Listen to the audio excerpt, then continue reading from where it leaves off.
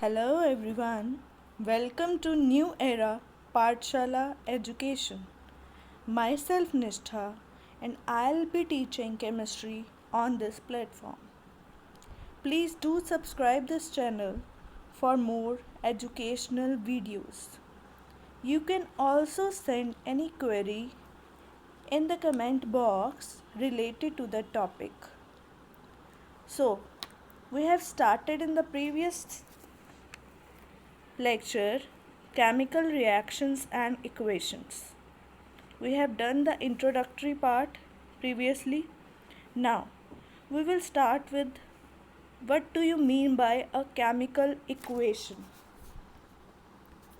A chemical equation is the symbolic representation of a chemical reaction. Like we have discussed earlier also, that it represents the symbols of various elements, various compounds, etc. Now, we will move further. What are the various types of chemical equation? Chemical equation can be represented in two types.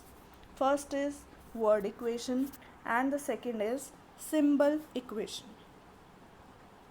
Means when any reaction is shown in the form of words, then it will be called word equation, and when any chemical reaction is represented in the form of symbols, then it will be called symbol equation.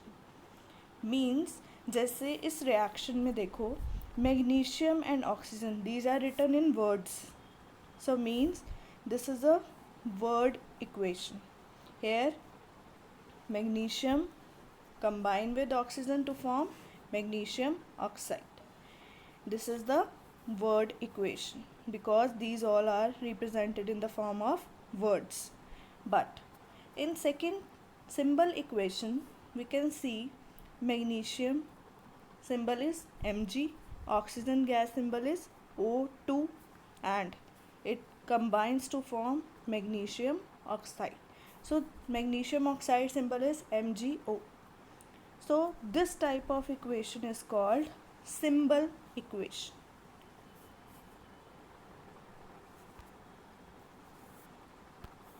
Now, next is what is a skeletal chemical equation? Skeletal chemical equation means a equation that is unbalanced, means the number of atoms of different elements on the reactant side, मतलब जो reactant side पे number of atoms हैं और जो product side पे number of atoms हैं वो दोनों क्या हैं, डिफरेंट है, इक्वल नहीं है, तो उसको हम क्या बोलेंगे, स्केलेटल केमिकल इक्वेशन.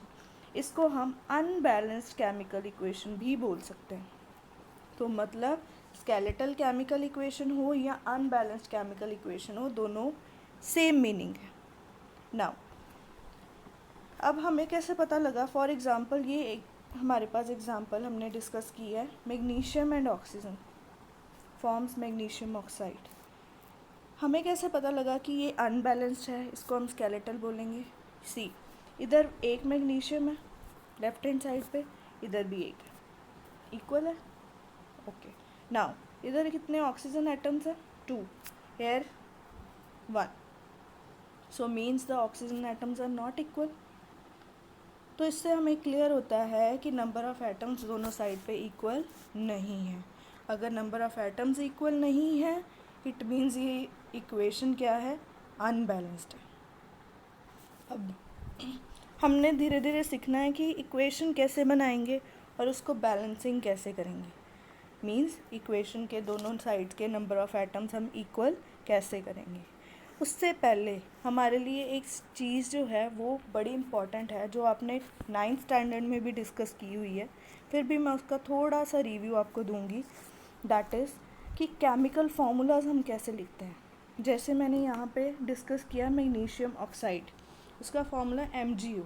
आपको कैसे पता लगा कि MgO है. सो हमें पहले ये चीज़ सीखनी पड़ेगी कि इक्वेशन बनाने के लिए हमें सिम्बल्स चाहिए और सिम्बल्स कैसे बनते हैं. Clear. Now how to write chemical formula of various substances. Various substances जैसे अब दो चीज़ें हमें चाहिए फॉर्मूला बनाने के लिए, दो चीज़ें चाहिए। क्या क्या चाहिए? एक चाहिए उसके सिंबल्स, जैसे मैग्नीशियम ऑक्साइड है, एक मैग्नीशियम का सिंबल, एक ऑक्सीजन का सिंबल MgO। दूसरी हमें चाहिए उनकी वैलेंसीज। वैलेंसी हमने 9th स्टैंडर्ड में डिस्कस की हुई है, फिर भी मैं आपको इन डिटेल उसको बताती हूँ कि कैसे फाइंड आउट करते हैं, या कैसे आप एक टेबल लर्न कर लो वैलेंसीज का, जिससे आप कोई भी फॉर्मूला बना सकते हो। जैसे मैंने यहाँ पे ये फॉर्मूला बनाया MgO का। अब मैग्नीशियम और ऑक्सीजन, मैग्नीशियम के पैर में लिखा 2, ऑक्सीजन के पैर में भी लिखा 2। क्यों? क्योंकि दोनों की वैलेंसीज क्या है? 2 है, इक्वल है। और जब दोनों इक्वल हैं तो हम इनकी कटिंग कर सकते हैं। कटिंग करके क्या आ गया? 1 1। तो फॉर्मूला बनाने का आपने 9th स्टैंडर्ड में मेथड सीखा होगा, क्रॉस मल्टीप्लाई। मैग्नीशियम के पैर में आ जाएगा ऑक्सीजन की वैलेंसी, ऑक्सीजन के पैर में आ जाएगी मैग्नीशियम की वैलेंसी। सो मीन्स फॉर्मूला क्या बन गया? दोनों के पैर में 1 1 है, तो 1 1 को हम लिखें ना लिखें, that is our choice. Similarly carbon dioxide हम लिखते हैं CO2। कैसे बनी? कार्बन की वैलेंसी कितनी है? 4, ऑक्सीजन की वैलेंसी कितनी है? 2। नाउ कटिंग कर सकते हैं इन दोनों की, 2 और 4 की जब कटिंग करेंगे क्या रेशो आएगी? 2:1। अब क्रॉस मल्टीप्लाई करो, कार्बन के पैर में ऑक्सीजन की वैलेंसी मीन्स 1, ऑक्सीजन के पैर में कार्बन की वैलेंसी मीन्स 2। तो फॉर्मूला क्या बन गया हमारा? CO2। इसी तरह आयरन ऑक्साइड Fe, आयरन का सिंबल है, ऑक्सीजन का सिंबल O। आयरन की वैलेंसी 3, ऑक्सीजन की वैलेंसी 2, क्रॉस मल्टीप्लाई Fe2O3। सो इस तरह से हम कोई भी केमिकल रिएक्शन के लिए किसी भी कंपाउंड का फॉर्मूला बना सकते हैं। अब मैंने इसके लिए आपको एक वैलेंसीज का टेबल बना के दिया है। आप अगर वो टेबल लर्न कर लो दिस, तो आप कोई भी फॉर्मूला बना सकते हैं। जैसे अब देखो, ये वैलेंसीज मैंने यहाँ पर सिंबल वैलेंसीज लाइन वाइज लिखी हुई हैं। इसके अलावा ये तो हैं 1 to 20 एलिमेंट्स एक लाइन में लिखे हैं।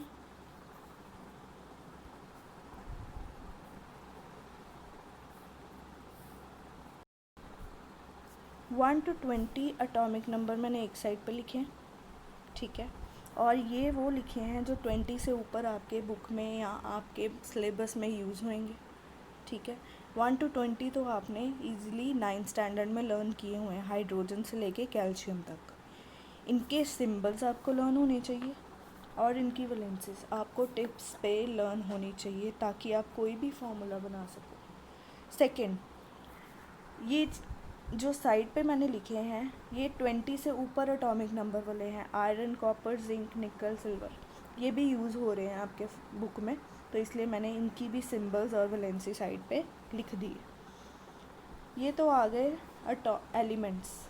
अब हम आ जाते हैं कुछ ऐसे सब्सटेंसेस होते हैं जिसमें एक से ज़्यादा एलिमेंट है, जैसे इसको हम बोलते हैं poly atomic. Poly atomic means एक से ज़्यादा एटम वाले।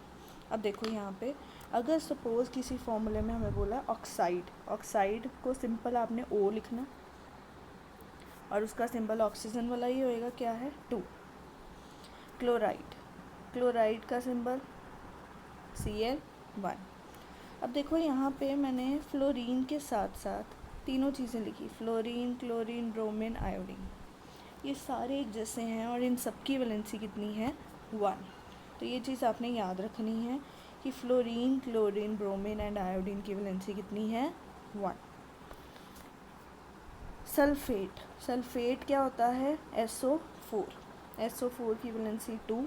हाइड्रोक्साइड OH, सिंबल उसका क्या है? OH और valency 1। Carbonate CO3, valency 2। Nitrate NO3, valency 1। सो अगर आप ये टेबल लर्न कर लेते हो तो आप कोई भी फार्मूला बना सको। अब मैंने कुछ फार्मूलाज इसमें बना के भी आपको दिखाए हैं लास्ट में। अब हम दोबारा कुछ एग्जांपल्स डिस्कस करते हैं।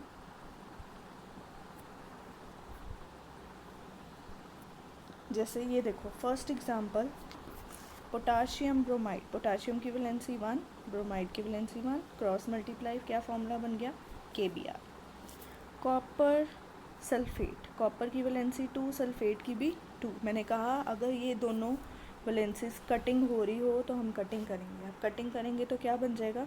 1:1 रेशो। क्या आएगा, कॉपर के पेयर में भी 1 और सल्फेट के पेयर में भी 1।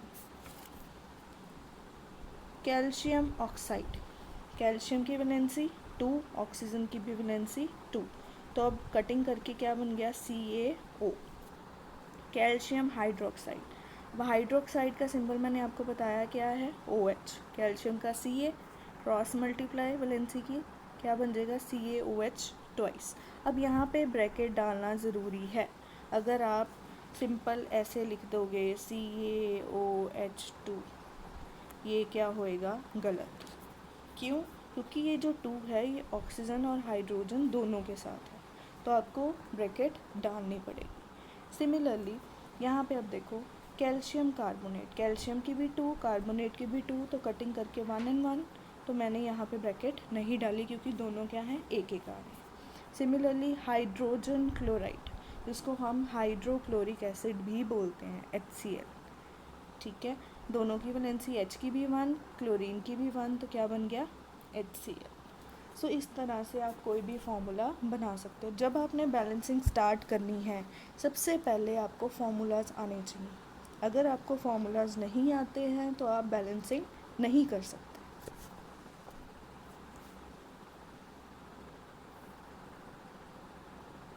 ना, अब केमिकल इक्वेशन को हम लिखते कैसे हैं? लिखने के लिए हमें 2 चीज़ें चाहिए, एक चाहिए एक साइड पे रिएक्टेंट्स, एक साइड पे क्या चाहिए, प्रोडक्ट्स। रिएक्टेंट मीन जो रिएक्ट कर रहे हैं, प्रोडक्ट्स मीन जो हमारे एंड में बन रहे हैं। अब इनके ब्रैकेट में मैंने लिखा है स्टेट्स। स्टेट्स मीन्स जो हमने पहले डिस्कस की थी, सॉलिड है, लिक्विड है, गैस है, क्या स्टेट में वो प्रेजेंट है, एक्वस स्टेट में है कि इन तीनों स्टेट में है, तो आपको ब्रैकेट में उनकी स्टेट्स मेंशन करनी है। तो लेफ्ट हैंड साइड किसकी होगी, रिएक्टेंट की, राइट हैंड साइड किसकी होगी, प्रोडक्ट की। तो रिएक्शन को लिखने के लिए इस तरह से हमने लिखना है, लेफ्ट हैंड साइड पे रिएक्टेंट्स और राइट हैंड साइड पे प्रोडक्ट, और बीच में ये एरो डालना है, और एरो उस डायरेक्शन में जाएगा जिस डायरेक्शन में रिएक्शन जा रही है। मतलब अगर लेफ़्ट टू राइट रिएक्शन जा रही है तो हम एरो लेफ़्ट टू राइट डालेंगे। क्लियर नाउ, अब कुछ सिंबल्स हमारे इक्वेशंस में यूज़ होते हैं। एक तो मैंने आपको पीछे डिस्कस किया था, एवोल्यूशन ऑफ गैस, कि अगर गैस कोई इवॉल्व हो रही किसी रिएक्शन में तो उसके साथ ब्रैकेट में एरो डला होगा ऊपर की तरफ। ऊपर मीन्स इवॉल्व हो रहा है, बाहर निकल रहा है। अगर प्रेसिपिटेट्स बन रहे हैं, प्रेसिपिटेट मतलब डिपॉजिट, कोई चीज़ डिपॉजिट हो रही नीचे, बैटरी है, तो उसका एरो क्या होएगा, नीचे की तरफ। तो ये सिंबल्स होते हैं इक्वेशन में कुछ यूज़ होने वाले। अब एरो के बारे में मैंने पहले बता दिया कि डायरेक्शन बताता है हमें कि रिएक्शन किस डायरेक्शन को जा रही है। So arrow represent the direction of a reaction. ना, अब क्या होता है, रिएक्टेंट एक भी हो सकता है, एक से ज़्यादा भी हो सकते हैं, तो उनके बीच में हमें क्या करना पड़ेगा, प्लस का साइन डालना पड़ेगा। सिमिलरली प्रोडक्ट एक भी हो सकता है, प्रोडक्ट ज़्यादा भी हो सकते हैं, तो उसमें भी हमें प्लस का साइन डालना पड़ेगा।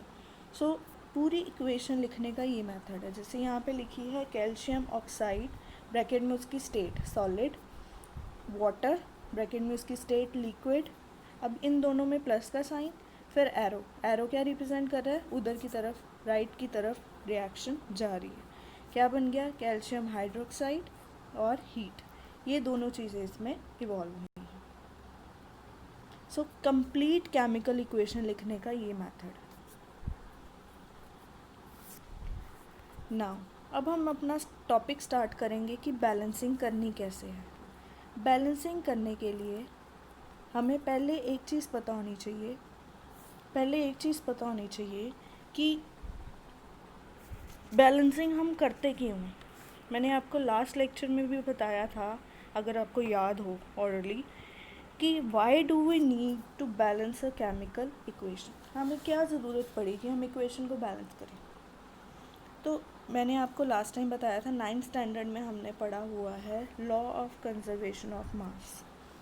लॉ ऑफ कंजर्वेशन ऑफ मास क्या कहता है, mass of the reactants must always be equal to the mass of products। कि अगर कोई केमिकल रिएक्शन हो रही है तो उसमें मास ऑफ रिएक्टेंट हमेशा मास ऑफ प्रोडक्ट के इक्वल होना चाहिए। अब वो इक्वल कैसे होएगा, ना तो कोई नया मास जनरेट हो ना ही डिस्ट्रॉय हो। So mass can neither be created nor be destroyed during any chemical reaction. तो ये लॉ था। अब हम बैलेंस करते क्यों हैं, ताकि हमारी हर एक इक्वेशन इस लॉ को सेटिस्फाई करे। कौन सा law, law of conservation of mass. So इसको बैलेंस करने के लिए हमें ये करना ही पड़ेगा। नंबर ऑफ एटम्स दोनों साइड पे इक्वल करेंगे तो मास इक्वल होएगा। So means mass of reactant और मास ऑफ प्रोडक्ट दोनों इक्वेट करेंगे तो ही law of conservation of mass follow होगा। अब बैलेंस्ड केमिकल इक्वेशन हम कहते किसको हैं, what do you mean by balanced chemical equation. It is the equation where number of atoms of reactants are equal to the number of atoms of products। दोनों side पे number of atoms क्या होने चाहिए, equal. अब जैसे हमने पिछली reaction पहले किया, लिखा था Mg+O2 फॉर्म्स MgO। अब हमें पता लग गया था इधर 2 ऑक्सीजन है, इधर 1 ऑक्सीजन है। अब इक्वल करने के लिए हमने क्या किया, इसके आगे 2 लगा दिया। 2 लगाया तो ऑक्सीजन राइट हैंड साइड पे कितने हो गए, 2। और ये 2 लगाने से मैग्नीशियम भी क्या हो गए, 2। तो हमारे दोनों साइड्स पे एटम्स क्या हो गए, बैलेंस हो गए। सो इस तरह की इक्वेशन को हम क्या बोलेंगे, balanced chemical equation. Now steps to balance a chemical equation. अगर हमने किसी इक्वेशन को बैलेंस करना है तो हमें कुछ particular step in a sequence follow करने पड़ेंगे, तभी हमारी इक्वेशन जो होएगी बैलेंस होएगी। क्लियर। नाउ हमने step turn by turn discuss करने हैं। फर्स्ट स्टेप क्या होता है हमारा, first of all convert the chemical reaction into symbol equation. कई बार क्या होता है, हमें इंग्लिश में रिएक्शन दी होती है that magnesium reacts with oxygen to form magnesium oxide. ये हमें इंग्लिश में लिखी हुई है, हमने उसको पहले सिंबल में कन्वर्ट करना है कि मैग्नीशियम और ऑक्सीजन कंबाइन कर रहे हैं और क्या बना रहे हैं, मैग्नीशियम ऑक्साइड। तो हमारा पहला स्टेप क्या होएगा, symbol equation. Now step second, then draw the boxes around each formula. जो भी हमने सिंबल इक्वेशन बनाई है, जितने सिंबल्स बने हैं उन सारे सिंबल्स को बॉक्सेस में डालना है। क्यों डालना है, क्योंकि उन बॉक्सेस के अंदर हमने कोई चेंज नहीं करना।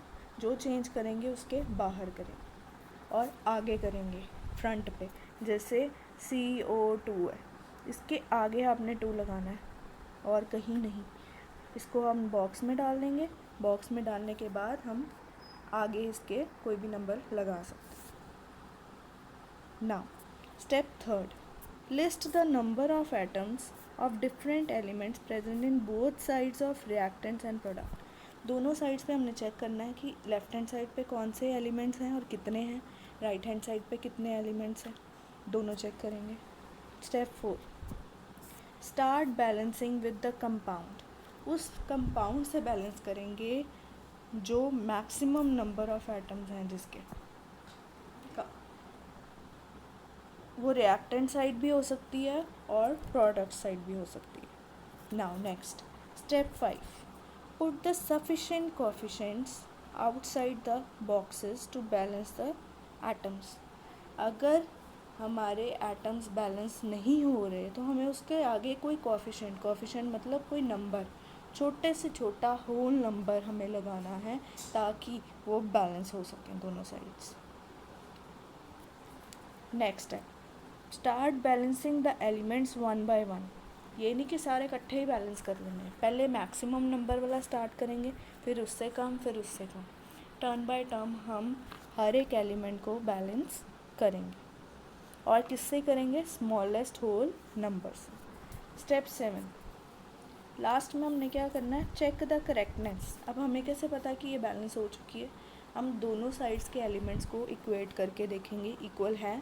अगर तो इक्वल हैं सारे एलिमेंट्स, सो मीन्स हमारी इक्वेशन बैलेंस हो चुकी है। अगर इक्वल नहीं है तो हमारी इक्वेशन बैलेंस नहीं है। So these all are the steps which we need to be followed during any balancing of a chemical equation. अब हम क्या करेंगे, इन स्टेप्स को फॉलो करते हुए कुछ एग्जांपल्स डिस्कस करेंगे। सो अभी के लिए आपने क्या करना है, ये स्टेप्स को माइंड में एक बारी सेट कर लेना है प्रॉपरली, ताकि आप कोई भी एग्जांपल हो उसको अच्छे से कर पाओ। एंड वो हम एग्जांपल्स को नेक्स्ट लेक्चर में डिस्कस करते हैं। Thank you so much.